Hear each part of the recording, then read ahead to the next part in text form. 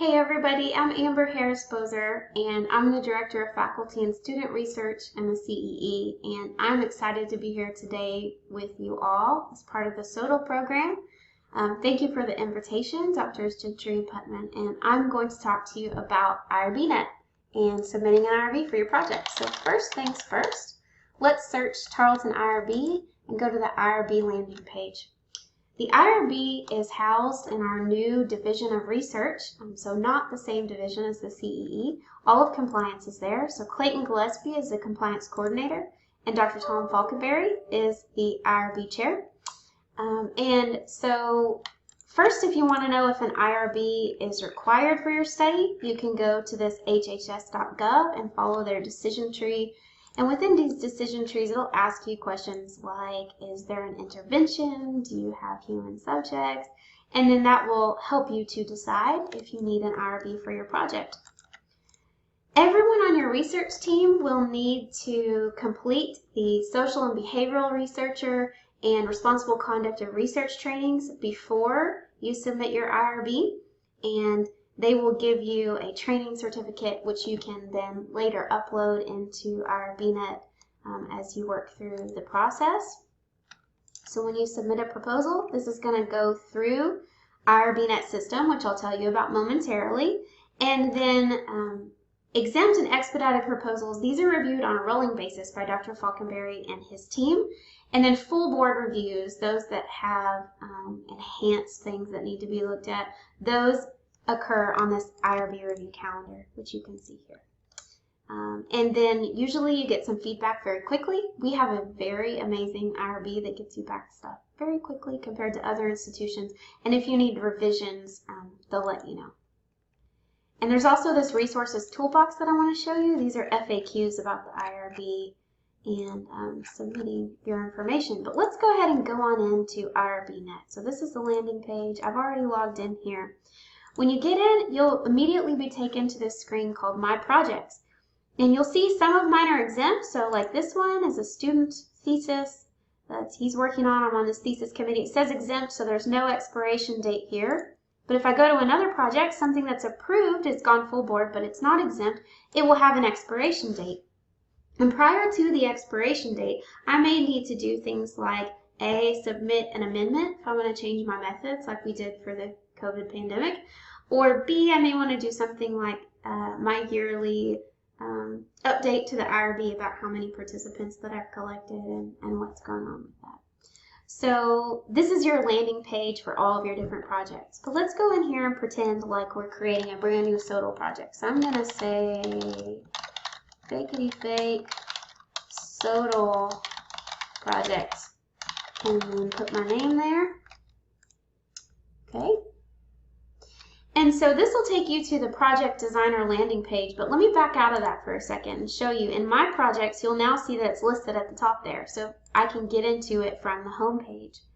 On the review board area, it'll show me what stage it's in, if it's been forwarded to the committee, if it's under review, if revisions are needed, and the summary of the revisions that are needed will be available there for me.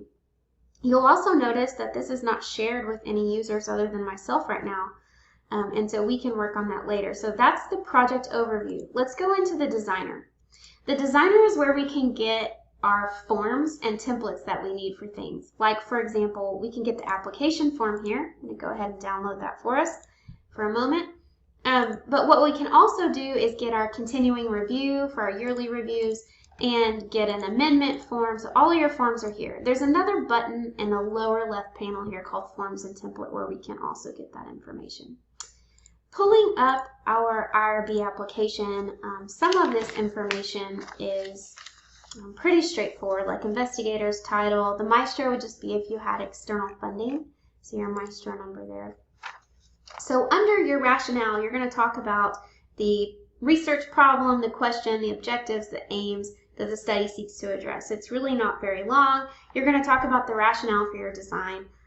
You're going to state the knowledge that's relevant to the proposed studies. You're going to do what literature has been published on this area. You're going to synthesize it include references to that. What is the theoretical framework, for example, and then identify what the knowledge gap is. Why is this novel? What is the rationale for this? Under subjects, you're going to want to say what your specific population is. So that might be females age 18 to 30, right?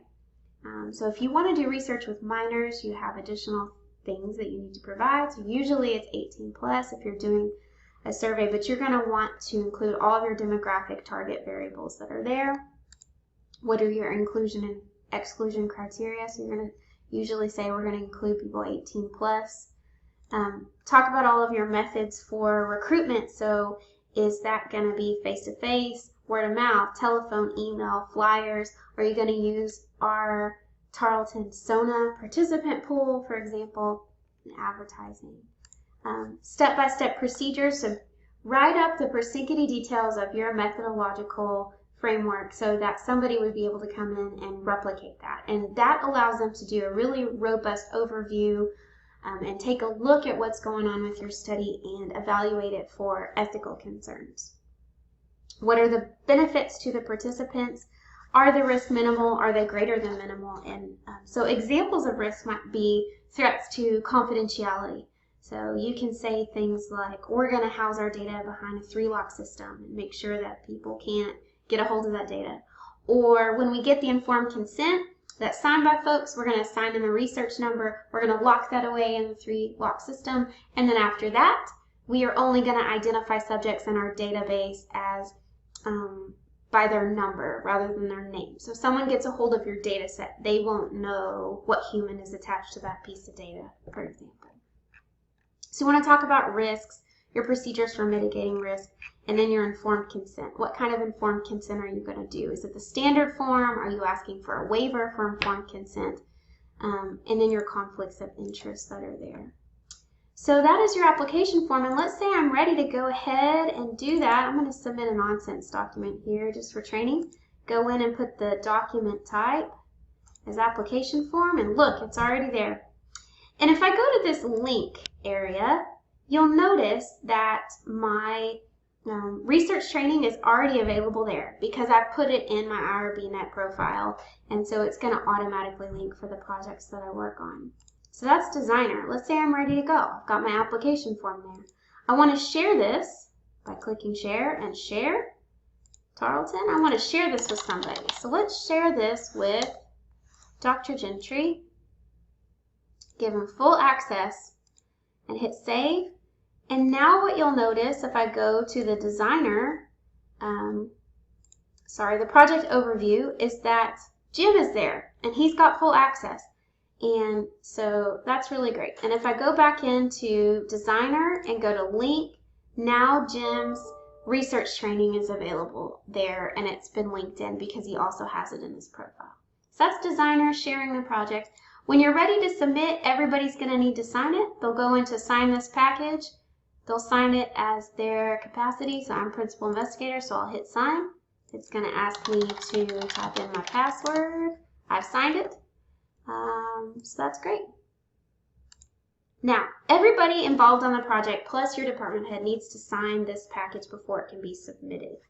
So you can send project mail and invite them to do that. You can type in log into IRBnet, review it, make any changes, sign it and send it on. Then you're ready to submit. And so if I go to IRBnet, my projects, we're back at the home page. I can also go to user profile here and add in, this is going to be where I add in my responsible conduct of research and social and behavioral research training.